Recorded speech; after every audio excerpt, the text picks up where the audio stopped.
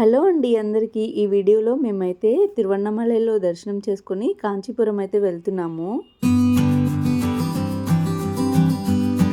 So ఇక్కడ మా journey అయితే స్టార్ట్ అయిపోయింది. యాక్చువల్గా మేము స్టే చేసిన హోటల్ ఓనరే మా కోసం అయితే ఆటో మాట్లాడారు తిరువన్నమలై బస్ స్టాండ్ రీచ్ అవ్వటానికి.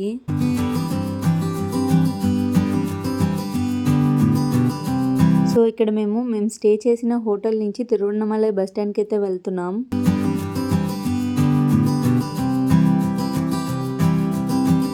గుడి నుంచి తిరువన్నమలై బస్ స్టాండ్కి అరౌండ్ 1.5 కిలోమీటర్ అయితే ఉంటుంది. చూస్తున్నారు కదా, ఇక్కడ మనం తిరువన్నమలై బస్ స్టాండ్ అయితే రీచ్ అయిపోయాం. సో ఇక్కడ తిరువన్నమలై బస్ స్టాండ్కి రీచ్ అవ్వటానికి ఆటో అతను మా దగ్గర 120 రూపీస్ అయితే తీసుకున్నాడు. మేము ఆటోలో మధ్యాహ్నం అరౌండ్ 2:15కి అలా తిరువన్నమలై బస్ స్టాండ్ అయితే రీచ్ అయ్యాం. చూస్తున్నారు కదా, ఇది తిరువన్నమలై లోపల బస్ స్టాండ్ వ్యూ. అసలు మెయింటెనెన్స్ అయితే చాలా చెత్తగా ఉంది. నాకైతే ఒక్క చోట కూడా ఇంగ్లీష్ బోర్డ్ అయితే కనిపించలేదు, మొత్తం తమిళ్లోనే రాసున్నారు. అసలు ఇక్కడ ఏ బస్ వస్తుందో ఏ బస్ వెళ్తున్నాయో కూడా అస్సలు అర్థం కాలేదు. మేమైతే ఒక డ్రైవర్ హెల్ప్ అయితే తీసుకున్నాం, కాంచీపురం బస్ ఎప్పుడు వస్తుంది అని. సో ఇక్కడ మా బస్ అయితే వచ్చేసింది. సో అలా మేము 45 మినిట్స్ వెయిట్ చేశాక 3 o'clockకి మా బస్ అయితే వచ్చింది. తిరువన్నమలై బస్ స్టాండ్లో బస్సెస్ గురించి మీకు అర్థం కాకపోతే అక్కడే వర్క్ చేస్తున్న స్టాఫ్ మెంబర్స్ని అయితే అడగండి, వాళ్ళైతే మంచిగా హెల్ప్ చేస్తారు. ఇక్కడ మా జర్నీ అయితే స్టార్ట్ అయిపోయింది తిరువన్నమలై బస్ స్టాండ్ నుంచి కాంచీపురానికి. మాకు బస్ టికెట్ 95 రూపీస్ అయితే పడింది తిరువన్నమలై బస్ స్టాండ్ నుంచి కాంచీపురానికి. సో ఇక్కడ మేము కాంచీపురం అయితే రీచ్ అయిపోయాం.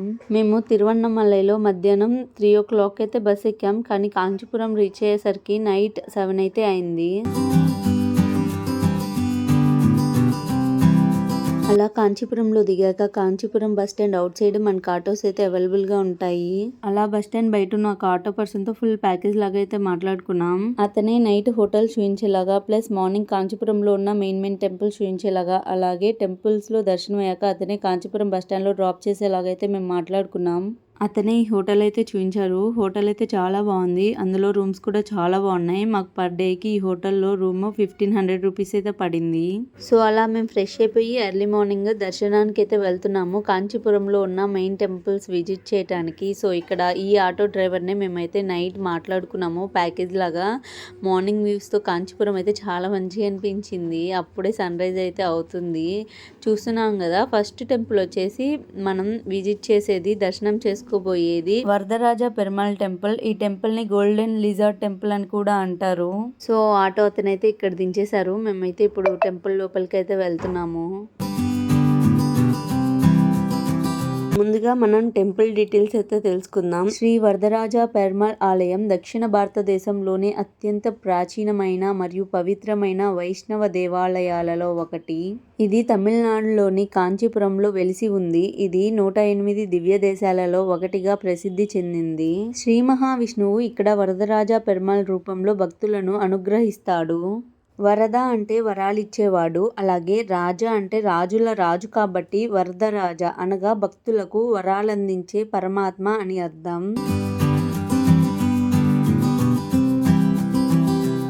తమిళనాడులో మనం గుర్తుపెట్టుకోవాల్సిన ఒక్క విషయం ఏంటంటే, టెంపుల్స్ అన్నీ ఉదయం 6 నుంచి మధ్యాహ్నం 12 దాకా అయితే ఓపెన్గా ఉంటాయి. అలాగే సాయంత్రం 4 నుంచి నైట్ 8 వరకు అయితే ఓపెన్గా ఉంటాయి.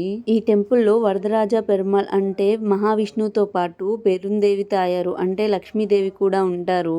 ఈ ఆలయంలో పేరుందేవి తాయారు అంటే లక్ష్మీదేవి వామభాగంలో ఉంటారు. ఆమె భక్తులకు ఆర్థిక సంపద, ఐశ్వర్యం మరియు సమృద్ధి ఇచ్చే దేవతగా పూజించబడతారు. మేమైతే ఇక్కడ దర్శనానికి అయితే వెళ్తున్నాము. మాకైతే చాలా మంచిగా దర్శనం అయితే అయింది. అలా దర్శనం చేసుకొని మేము ఇలా క్యూ లైన్లో అయితే నిలబడ్డాము, బంగారు బల్లి వెండి బల్లిని తాకటానికి. ఆలయంలో బంగారు అండ్ వెండి బల్లి శిల్పాలు ప్రసిద్ధి. ఈ శిల్పాలను తాకితే సర్పదోషం నివారణ అవుతుందని నమ్మకం. ఇది ఈ ఆలయ ప్రత్యేక అద్భుతం.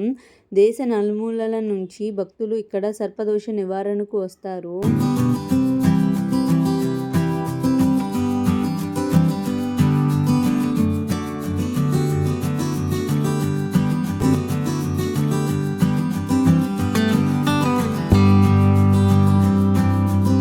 చూస్తున్నారు కదా, ఇక్కడ పుష్కరిణి అయితే ఉంది. ఈ కోనేరుని అనంత సరస్సు అని అంటారు. ఈ పుష్కరిణిలో స్నానం చేస్తే పాప పరిహారం అండ్ సర్పదోష నివారణ జరుగుతుందని నమ్మకం.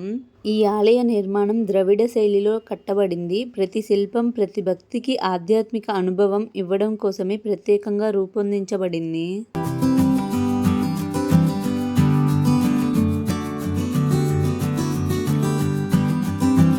ఆలయ ప్రాంగణం చాలా పెద్దదిగా ప్రశాంతంగా అయితే ఉంది. మనకి ఎదురుగా కనిపిస్తుంది కదా, అది 100 స్తంభాల మండపంగా ప్రసిద్ధి చెందింది. ఈ మండపంలో శిల్పకళా నైపుణ్యం అద్భుతంగా కనిపిస్తుంది.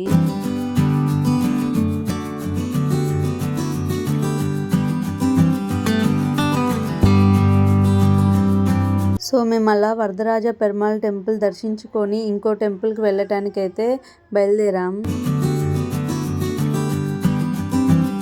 కాంచీపురం దేవాలయాల నగరంగా ప్రసిద్ధి చెందింది. ఇక్కడ అనేక ప్రముఖ హిందూ దేవాలయాలు ఉన్నాయి. ముఖ్యంగా శివుడు, విష్ణువు దేవాలయాలు ఉన్నాయి. సో ఇక్కడ మేమైతే శ్రీ ఉల్గాలంద పెరుమాళ్ టెంపుల్కి అయితే వచ్చేసాము. చూస్తున్నారు కదా, టెంపుల్ అయితే చాలా బాగుంది. శ్రీ ఉల్గాలంద పెరుమాళ్ ఆలయం 108 వైష్ణవ దివ్య దేశాలలో ఒకటి. ఈ ఆలయంలో భగవాన్ మహావిష్ణువు త్రివిక్రమ అవతారంలో భక్తులకు దర్శనమిస్తాడు. ఈ ఆలయం కాంచీపురంలోని ప్రముఖమైన ప్రాచీన వైష్ణవ ఆలయంలో ఒకటిగా ప్రసిద్ధి చెందింది. స్వామివారు గర్భగుడిలో చూడటానికి ఇలా ఉంటారు.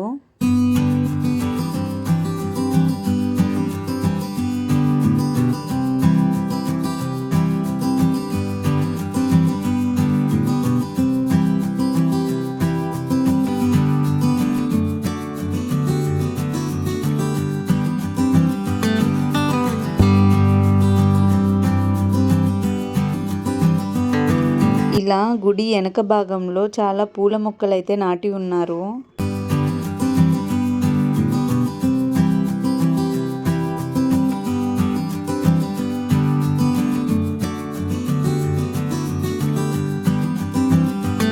మాకైతే ఉల్గాలంద టెంపుల్ దగ్గర చాలా మంచిగా దర్శనం అయింది. సో ఇక్కడ మేమైతే నెక్స్ట్ టెంపుల్కి వెళ్ళటానికి ఆటో దగ్గరికి అయితే వెళ్తున్నాము. నెక్స్ట్ మేము వెళ్ళే టెంపుల్ వచ్చేసి కంచి కామాక్షి టెంపుల్.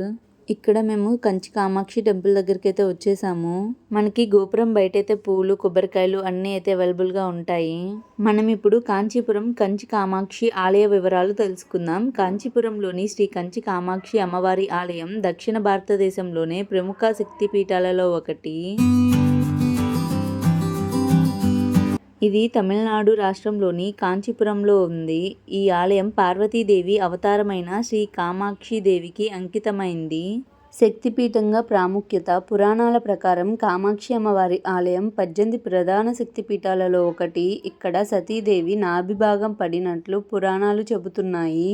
శక్తిపీఠాల పుట్టుక వెనక పురాణ కథ. సతీదేవి భగవాన్ శివుని భార్య. ఆమె తండ్రి దక్ష ప్రజాపతి చాలా గర్విష్ఠుడు, శివుణ్ణి ద్వేషించేవాడు. ఒకరోజు దక్షుడు ఒక గొప్ప యాగం ప్రారంభించాడు, కానీ శివుణ్ణి ఆహ్వానించలేదు. సతీదేవి తండ్రి వద్దకు వెళ్లి కారణం అడిగింది, కానీ దక్షుడు శివుణ్ణి అవమానించాడు. ఆ మాటలు తట్టుకోలేని సతీ తనను తాను యజ్ఞంలో అర్పించుకుంది. ఆమె మరణాన్ని విని శివుడు తీవ్రంగా కోపంగా మారాడు. శివుడు కోపంతో తన జటాజూటాన్ని తెంపి వీరభద్రుడిని సృష్టించాడు. వీరభద్రుడు దక్షుడి యజ్ఞాన్ని ధ్వంసం చేసి దక్షుని తల తెంపాడు. దేవతల విజ్ఞప్తితో శివుడు దక్షుడికి మేకతల అమర్చాడు. అతను తిరిగి బతికాడు. శివుడు సతీ శరీరాన్ని భుజాన వేసుకొని భూమంతా తిరిగాడు. ప్రపంచం భయంకరంగా కంపించసాగింది. దేవతలు భయపడి విష్ణుమూర్తిని ప్రార్థించారు. విష్ణుమూర్తి తన సుదర్శన చక్రంతో సతీ శరీరాన్ని 51 భాగాలుగా చేశాడు. ఆ శరీర భాగాలు భూమిపై పడిన ప్రదేశాలే శక్తిపీఠాలు. ఇక్కడ మేము క్యూ లైన్లో నిలబడి దర్శనానికి అయితే వెళ్ళి మంచిగా దర్శనం అయితే చేసుకొని వచ్చాము. ఇక్కడ అమ్మవారి టెంపుల్ పక్కనే కోనేరు కూడా ఉంటుంది. చాలా బాగుంటుంది చూడడానికి. ఆ కోనేరులో చేపలు కూడా ఉంటాయి, బట్ క్యాప్చర్ అవ్వట్లేదు. ఇక్కడ గర్భగుడిలో అమ్మవారు పద్మాసనంలో కూర్చొని ఉంటారు. అమ్మవారి వెనుక శ్రీచక్రం ప్రతిష్ఠించబడింది. అమ్మవారి దర్శనం అయ్యాక అక్కడ కొబ్బరికాయ కొట్టి ఇక్కడ ప్రసాదం అయితే తింటున్నాం. ప్రసాదం అయితే చాలా బాగుంది, అస్సలు మిస్ అవ్వద్దు. సో ఇక్కడ మేము సౌత్ గోపురం నుంచి లోపలికి వెళ్ళి సౌత్ గోపురం నుంచే బయటకు వచ్చాము. ఇక్కడ మా ఆటో కోసం అయితే వెయిట్ చేస్తున్నాం. నెక్స్ట్ మేము వెళ్ళబోయేది ఏకాంబరం టెంపుల్.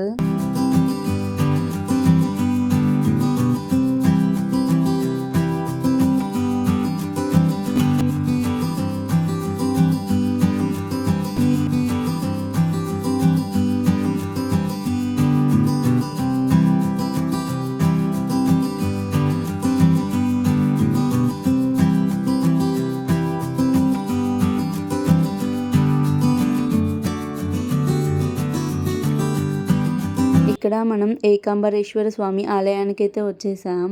ఏకాంబరేశ్వర స్వామి ఆలయం తమిళనాడులోని కాంచీపురంలో ఉన్న ప్రముఖ శైవ క్షేత్రం. ఇది పంచభూత స్థలాలలో ఒకటిగా పరిగణించబడుతుంది. ఇందులో భూమి తత్వాన్ని సూచిస్తుంది. ఈ ఆలయం శివుడికి అంకితమైనది మరియు దక్షిణ భారతదేశంలోని అత్యంత ప్రాచీనమైన మరియు ప్రాముఖ్యత కలిగిన శైవ ఆలయాలలో ఒకటి. ఆలయం అయితే చాలా పెద్దదిగా ఉంది. ఏకాంబరేశ్వర స్వామి ఆలయంలో ఉన్న ప్రాచీన మామిడి చెట్టు ఈ ఆలయానికి ప్రధాన విశేషాల్లో ఒకటి. ఈ ఆలయంలోని మామిడి చెట్టు 2500 సంవత్సరాల పురాతన వృక్షం. దీనికి ఎంతో ప్రాముఖ్యత ఉంది. ఈ చెట్టుకు 4 రకాల పండ్లు ఉత్పత్తి అవుతాయని అంటారు.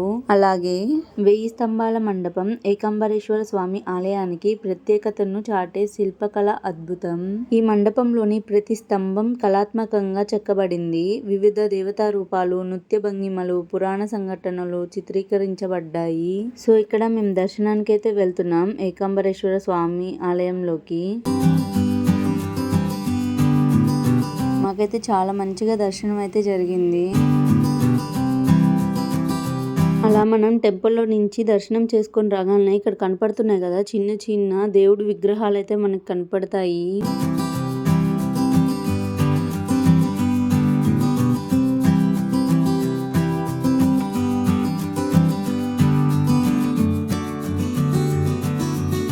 ఆలయ ఆవరణలో పుష్కరిణి కూడా ఉంది. ఈ పుష్కరిణిలో స్నానం చేస్తే పాప విమోచనం కలుగుతుందని భక్తులు విశ్వసిస్తారు.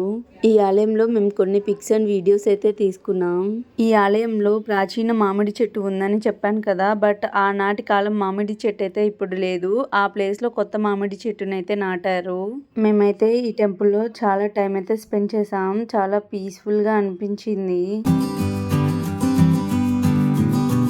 సో ఇక్కడ మేము కాంచీపురంలో 4 మెయిన్ టెంపుల్స్ అయితే విజిట్ చేసాం. ఫస్ట్ వచ్చేసి వరదరాజ పెరుమాళ్ టెంపుల్, సెకండ్ వచ్చేసి ఉల్గాలంద పెరుమాళ్ టెంపుల్, థర్డ్ వచ్చేసి కంచి కామాక్షి అమ్మవారు, నాలుగోది వచ్చేసి ఏకాంబరేశ్వర స్వామి ఆలయం. ఈ ఆటో అతని దగ్గర మేము ఫుల్ ప్యాకేజ్ లాగా మాట్లాడుకున్నాం అని చెప్పాం కదా. సో ఈ ఆటో అతను మా దగ్గర 1000 రూపీస్ అయితే ఛార్జ్ చేశాడు. అలా టెంపుల్స్ అన్ని దర్శనం చేసుకొని మేము లంచ్ చేసి ఇక్కడ షాపింగ్కి అయితే వెళ్తున్నాము.